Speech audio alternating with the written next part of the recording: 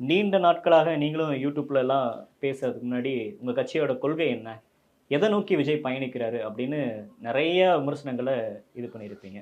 But அந்த விமர்சனங்கள் எல்லாம் ஓரளவுக்கு பதில் கிடைச்சிருச்சா விஜயோட இந்த பேச்சு மூலியமா? இல்ல, அந்த விமர்சனங்கள் முன் வச்சவங்களுக்கு சரியான ஒரு அறிவு இல்லை அப்படின்னு தான் நான் பார்ப்பேன். மக்கள் தானே கேட்டாங்க, மக்கள் கேட்கல, மக்கள் தெளிவாக இருந்தாங்க. மக்கள் தெளிவாக இருந்ததால் தான் 50 லட்சத்திற்கும் மேற்பட்டவர் வந்து கட்சியில வந்து உறுப்பினராக சேர்ந்தாங்க. மக்கள் கேட்கல. எங்கள் மீது அதிருப்தியில் இருக்கிறவங்க, எங்களை பிடிக்காதவர்கள், அவங்க கேட்டது வந்து கொள்கை என்ன கொள்கை என்னன்னு கேட்டாங்க. தலைவர் அவர்கள் அந்த 3 பக்க அறிக்கையில மிக தெளிவா சொன்னார். கொள்கை என்பது மண்ணுக்கான அரசியலை செய்ய போறேன் அப்படின்றாரு. அப்போ தமிழ்நாட்டு மண்ணுக்கென்று ஒரு அரசியல் இருக்கு, தமிழ்நாட்டு மண்ணுக்கென்று ஒரு கருத்தியல் இருக்கு. அந்த கருத்தியல் தான் சமூக நீதி கருத்தியல், அந்த கருத்தியல் தான் சமத்துவ கருத்தியல், அந்த கருத்தி தான் மதசார்பின்மை கருத்தியல். அந்த கருத்தியலை முன்வைத்து, அந்த கோட்பாடுகளை முன்வைத்து தலைவர் அவர்கள் வந்து தமிழக வெற்றி கழகம் என்கின்ற ஒரு கட்சியை உருவாக்கி மிக சிறப்பான முறையில் முன்னெடுத்துட்டு போனாங்க. இப்போ எங்களை விமர்சிச்சாங்கல்ல, அவர்கள் எல்லாம் இப்போ மூஞ்சி எங்க தூக்கி வைப்பாங்க? நீங்க என்ன எதிர்பார்த்தீங்க? உங்க தலைவர் பேசவே மாட்டேன்றாரு, நீட் குறித்து ஏன் வாய் திறந்து பேச மாட்டேன்றாரு, தமிழ்நாடு உரிமை சார்ந்து ஏன் வாய் திறந்து பேச மாட்டேன்றாருன்னு அவங்க சொல்றாங்க. என்னைக்கு 1176 மதிப்பெண் எடுத்து நீட்டிற்காக உச்சநீதிமன்றம் வரை சென்று போராடி தன் உயிரை தியாகம் செய்தாங்களா தங்கை அனிதா அவர்கள் இறந்து கிடந்த போது அந்த வீட்டிற்கு சென்று அனிதாவினுடைய அப்பாவை பார்த்து, உங்கள் வீட்டின் மூத்த மகனாக நான் இருக்கிறேன், உங்களை ஆறுதல் படுத்துறேன், என்றும் நான் துணை நிற்பேன்னு சொன்னார். பாத்தீங்களா? என்னைக்கு அனிதாவினுடைய வீட்டுக்கு போனாரோ அன்னைக்கே எங்களுக்கு நீட்டு வேணான்ற நிலைப்பாடு தானே. அதையா நீங்க உணர்ந்து கொள்ளவே இல்ல? பட் அது நடிகராக நிலைப்பாடு, அரசியல் கட்சி தலைவராக நிலைப்பாடு. நடிகராக இருந்தாலும் அவர் ஒரு மனிதன் தானே, தலைவராக இருந்தாலும் அவர் ஒரு மனிதன் தானே. அப்போ அண்ணன் என்கின்ற ஒரு உணர்வோடு மாணவர்கள் நீட் என்கின்ற இந்த நுழைவுத் தேர்வினால் பாதிக்கப்படுறாங்க.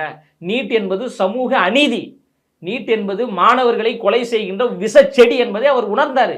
அந்த உணர்ந்ததின் அடிப்படையில தான் தங்கை அனிதாவினுடைய வீட்டிற்கு சென்று நான் யார் பக்கம் நிற்கிறேன் என்பதை வெளிப்படுத்தினார்ல. அப்ப இங்க இருந்த சமூக ஆர்வலர்கள், இங்க இருந்த விமர்சகர்கள் எல்லாரும் என்ன சொன்னாங்க? இவருக்கு எந்த பார்வையும் இல்லை, புரிதலும் இல்லை, கட்சி ஆரம்பிச்சிட்டாரு, எது குறித்துமே பேச மாட்டேன்றாரு அப்படின்னு நீங்க சொன்னீங்கல்ல. இப்ப தலைவர் அவர்கள் நீட் குறித்து பேசியிருக்கிறாரு, பாராட்டுங்க, வாழ்த்துங்க, கொண்டாடுங்க செய்யறாங்க, வாழ்த்துக்கள் தெரிவிக்கும் செய்யறாங்க. ஆனா ஏன் முதல் மேடையில பேசாம 2வது மேடையில பேசுறாரு? அது குறிப்பிட்ட அந்த 5 நிமிஷம் மட்டும் அதை மட்டும் பேசி. அதாவது இங்க ஒரு பிரச்சனை என்னன்னா, பேசுனா ஏன் பேசுறாருன்னு கேக்குறீங்க, பேசலன்னா ஏன் பேசல அப்படின்னு கேக்குறாரு. இப்ப நீட் குறித்து அவர் பேசியிருக்கிறாரு, நல்ல வரவேற்கக்கூடிய ஒரு விஷயம் தானே. இந்தியா முழுவதும் இன்று நீட் வேணாம் என்று போராடி கொண்டிருக்காங்க. தலைநகர் டெல்லியில் போராட்டம் நடக்குது, சென்னையில் போராட்டம் நடந்து கொண்டிருக்கு. தமிழ்நாடு முழுவதும் ஜனநாயக சக்திகள், முற்போக்கு சிந்தனையாளர்கள், மாணவர் அமைப்பை சார்ந்தவர்கள் இன்று கடுமையான போராட்டத்தை முன்னெடுத்திருக்காங்க. நீட் என்கின்ற நுழைவுத் தேர்வை வேண்டாம் என்று. திமுக சொல்றீங்க, ஜனநாயக சக்திகள்.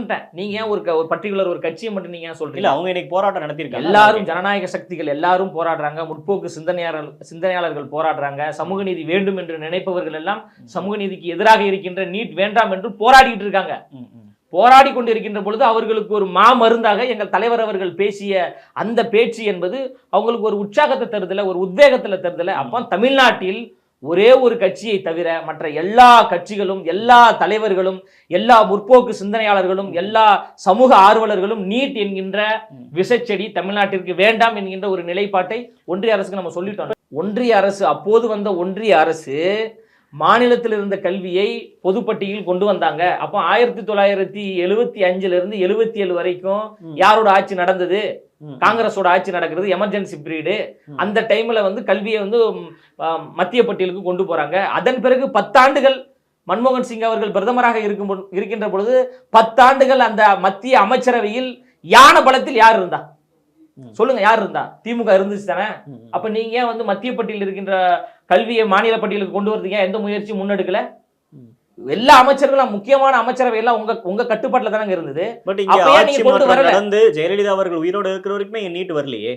அப்ப அங்க அதுக்கு ரொம்ப ஸ்ட்ராங்கா தானே இருந்திருக்காங்க. இங்க திமுக அதை எதிர்க்க தானே செய்யறாங்க. அதாவது திமுக என்ன பண்றாங்கன்னா, தொட்டியில ஆட்டியும் விட்டுறாங்க, குழந்தைய கிள்ளியும் விடுறாங்க.